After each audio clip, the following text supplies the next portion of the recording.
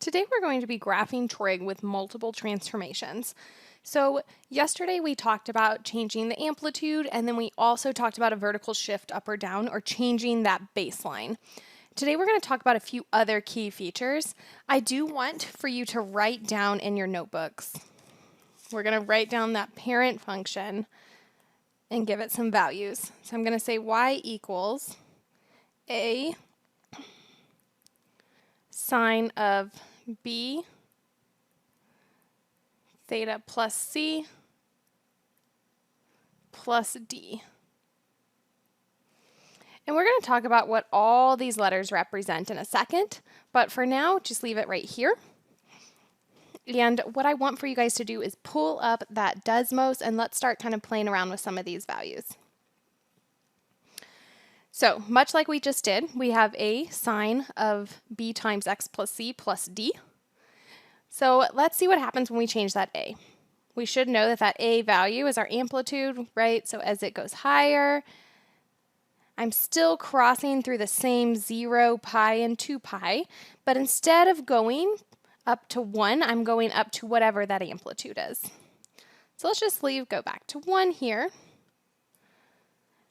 Our d value is the other one we talked about, and you know that that's that baseline, so that shifts it up or down. So if I take my baseline to 1, instead of starting at 0, I'm starting at 1, and I'm going up to 2. 1, 0, 1. So we know all these things. Let's look at some of these other guys. Let's play with c first, because c is something you've seen before in quadratics. C is an x transformation. Remember, with x transformations, they move opposite. So if I'm adding, I'm moving to the left. And remember, when I'm subtracting, I'm moving to the right. Now, since x transformations move opposite, whenever you're adding, you're subtracting, you're adding. When you have a multiplier, what's happening is if I change this b, let's change it to 2. What's happening is that this means that I am doubling my speed. So for example, if I'm going to go about here, what I notice, my original sine function is in blue. I have one full rotation in that 2 pi radians, or 360 degrees. But if I change this b value to 2, then this is going through not 1, but 2 transformations, or moving twice as fast. Let's see what happens when I move it down to 0.5. When I move it down to 0.5, you should notice that I only get through half of a cycle when I get to 2 pi, and it takes me all the way to 4 pi to get the whole thing. So that means we're moving half the speed. So let's start filling out. And remember, you can still play around with some of these values. For our sake right here, we know that a is going to be my amplitude. So that's how high does my graph go. I'm just going to start color coding as I go. I highly recommend you do the same. Let's fill out D as well, because we know these are the two guys that I did. This is going to be my vertical transformation, or baseline. We can go and look at C next. C is going to be my horizontal transformation, but we also call this a phase shift. This means how much am I shifting it left or right? Make sure you always note too that it moves opposite. So if you had plus pi over 2, that would mean left pi over 2. Our last value that we're going to talk about is going to be b. And b is going to be how fast am I moving. So a particular way to say that is b is going to determine the period. And we always determine the period by 2 pi divided by b. Because in my parent function, that b value is 1 and my period is 2 pi. So that means it takes 2 pi to get through. So this is how fast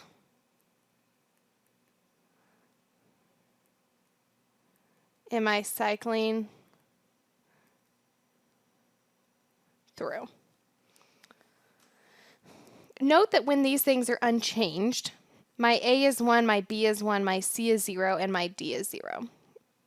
Because you're moving 0 left or right, 0 up and down. Your x value, you're moving at a period of 2 pi, and your amplitude is cycling between negative and positive 1. Here is another representation here. You guys will talk about tangent functions later. Just kind of keep this in mind. But the same applies for a cosine function. So what we're going to do is we're going to kind of just dive right into graphing. And we're going to go through some very specific steps as we go.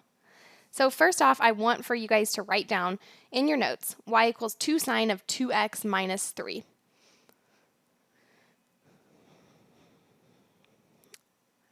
Now, the second thing you need to do is make sure you're drawing your axis and labeling your quadrantals. I do not care so much for this negative side. Make sure you really have quadrants 1 and 4. Those are going to be the main quadrants we are dealing with. My very first step is going to be to determine the range, and we do that with the baseline plus the amplitude, or plus or minus the amplitude, I should say. So I know my baseline is -3, and my amplitude is 2. So when I look at that, I know from -3 I'm going to go up 2, and I'm also going to be going down 2. So 2 above, 2 below. So my range is going to be from -5 to -1. So what that means is my sine graph is going to be cycling through these values, if you can kind of imagine that. After we determine the range in those baseline values, the next thing that I'm going to do is I'm going to write original ordered pairs.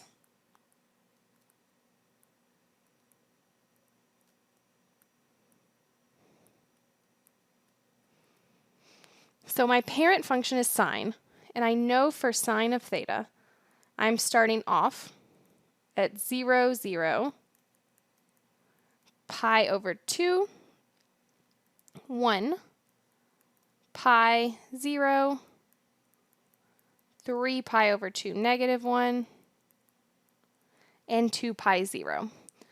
Now I'm going to start performing some transformations. I know that my x value is moving twice as fast, so that means what I need to do is I need to be splitting my x values in half. So remember, the x values always work opposite. So if I'm moving twice as fast, all I'm going to do is I'm going to say my x values are getting divided by 2. So let's do 3 is going to be perform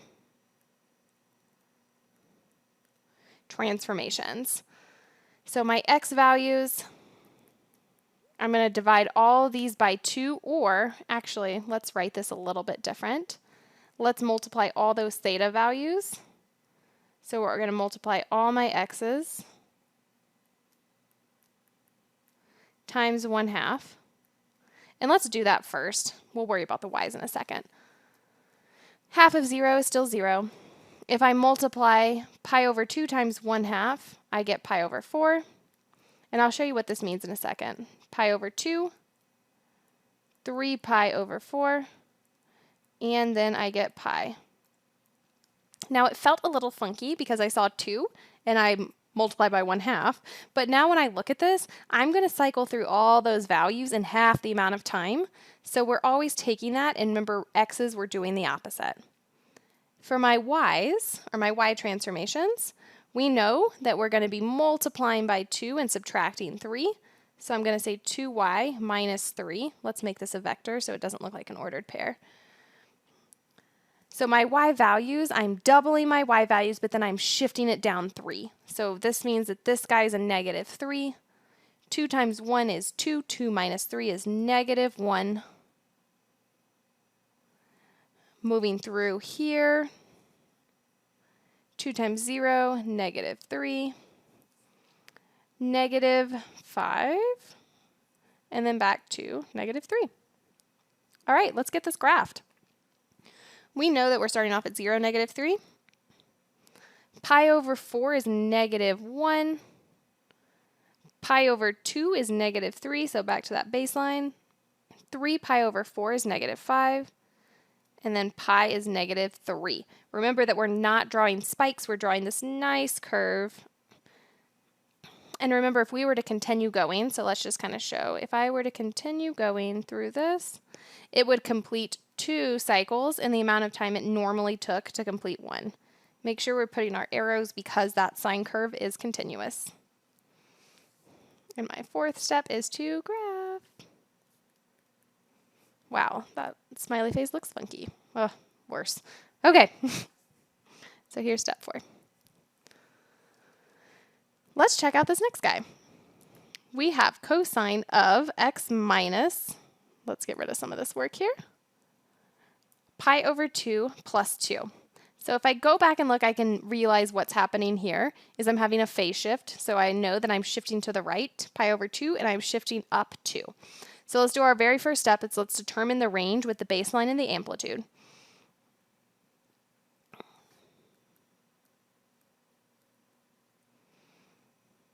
So baseline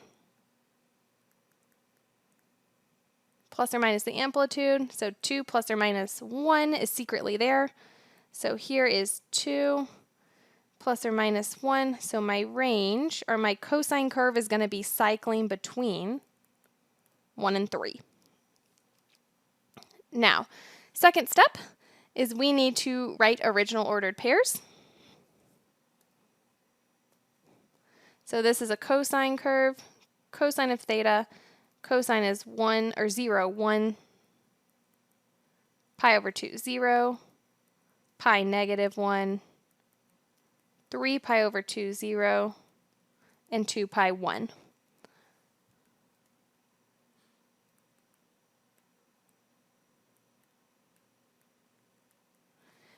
Next, I need to look at what are those transformations.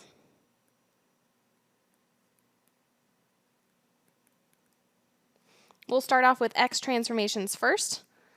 I see that I'm shifting to the right pi over 2, so I'm going to say theta plus pi over 2. And then my y transformations, all I'm doing with that y transformation is that baseline amplitude shift. So that means I'm multiplying by 1, so not changing, and then adding 2. So I'm just going to say y plus 2. So all my y values are increasing by 2. All my x values are shifting to the right by pi over 2. So let's perform those transformations and get that written here. For my x transformations, we're going to have 0 plus pi over 2, pi over 2 plus pi over 2, which is just going to be pi, pi plus pi over 2,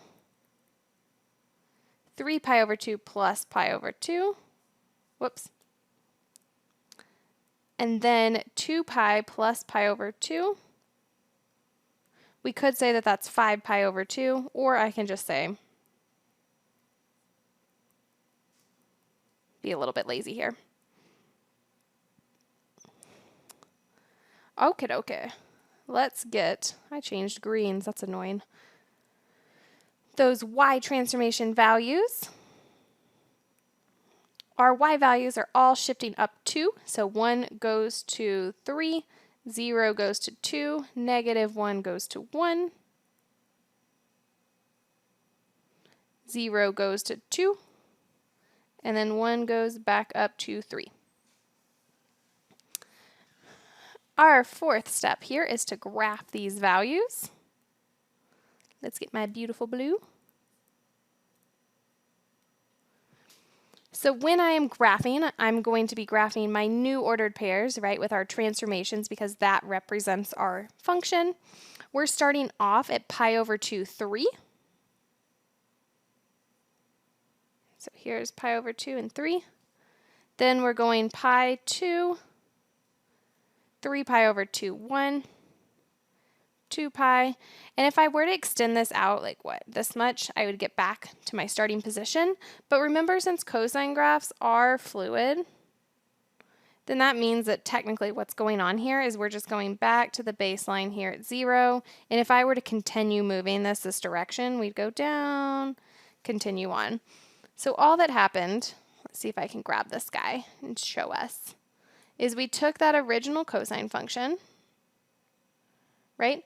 And all we did is we took it and we shifted it up 2.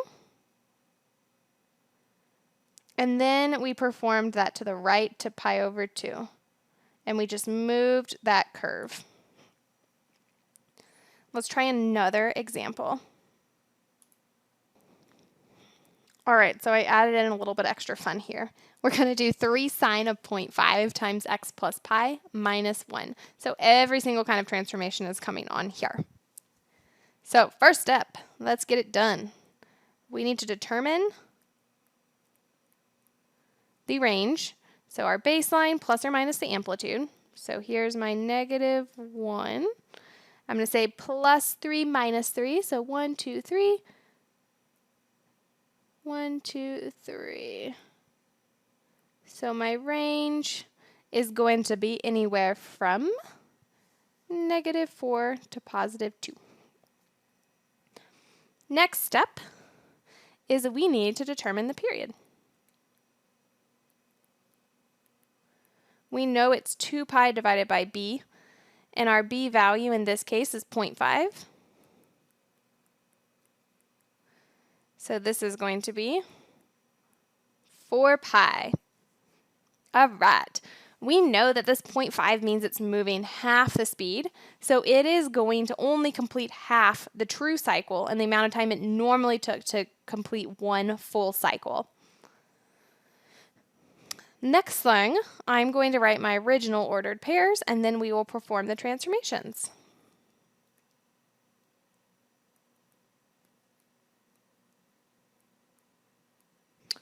O-R-D-E-R, I can't spell. It's fine. You guys know what I mean. If we have sine of x or sine of theta, doesn't really matter what we say here. We have 0, 0, pi over 2, 1, pi 0, 3 pi over 2, -1, and 2 pi 0, because all we're saying here, remember, is that like at all these quadrantals, this is the value of sine. Let's perform some transformations here. What did I do? Graph in. Oh, I skipped my period on this one. That's because I just had 1. That's fine, as long as we're following a similar sequence here. Let's perform transformations here. So our x transformations, okay, we've got 2 x transformations coming on. So this one's pretty hairy. Our x transformations, we are actually, since this is a 0.5, remember we're doing the opposite. 0.5 is the same as 1/2 or divide, or yeah, same as multiplying by 1/2. So we're going to actually multiply by 2 because 2 is the opposite of 1/2. Should be an x right there. 2 is the reciprocal of 1/2, so we're always doing the opposite of what it says. We are also going to move this to the left pi. So a lot going on. Let's do that x value first because that feels like a lot is happening. 0 times 2 is 0 minus pi is -pi. So my first value is going to start off at -pi. 2 times pi over 2 gives us pi. Pi minus pi is 0. 2 times pi is 2 pi. 2 pi minus pi is pi. 3 pi over 2 times 2 gives us 3 pi. 3 pi minus 1 pi is going to be 2 pi. And then 2 times 2 is 4 pi. 4 pi minus pi is going to be 3 pi. So it wasn't as bad as we thought. Our y transformations, remember we are just using these 2 right here. Our y transformations are straightforward. We don't do the opposite. So right here, remember we went from multiplying by 1/2 to multiplying by 2 because we did the opposite. Adding pi to subtracting pi. X's always move opposite. Next we have 3y minus 1. So this becomes a -1. This guy becomes 3 minus 1 is 2. Then we go back to -1, -4, -1. So let's start plotting this. We have, let's get a new color and let's say that we are going to graph. What color do we want? Let's do light blue. We have -pi and -1. Makes sense, it's on the baseline. I'm also, guys, these always follow the same pattern. So remember, sine starts off at 0, moves up and goes down. So our result is going to be some transformation, right, of this guy, which is good. We know this. When we have 0, we're at +2, which is the top. When we are at pi, we're at -1. When we're at 2 pi, whoops, -1. When we're at 2 pi, we're at -4. And then 3 pi, which is not even on our radar.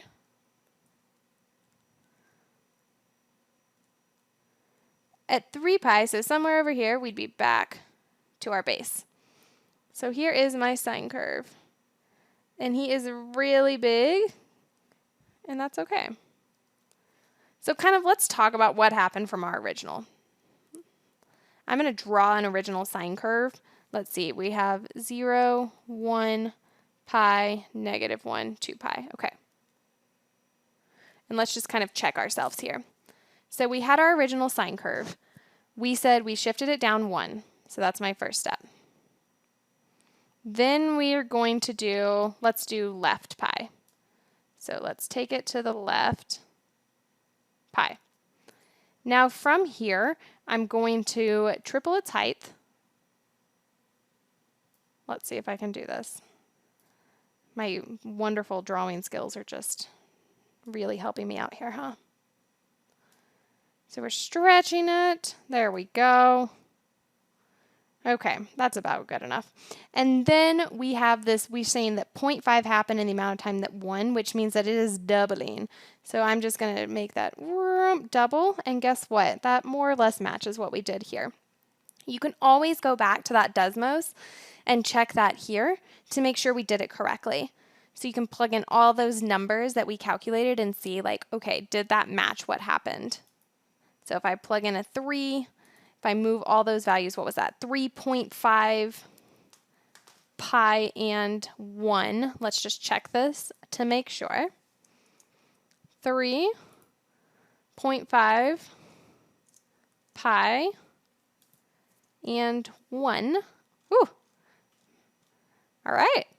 Looks about right. Looks good. Good deal, Lucille.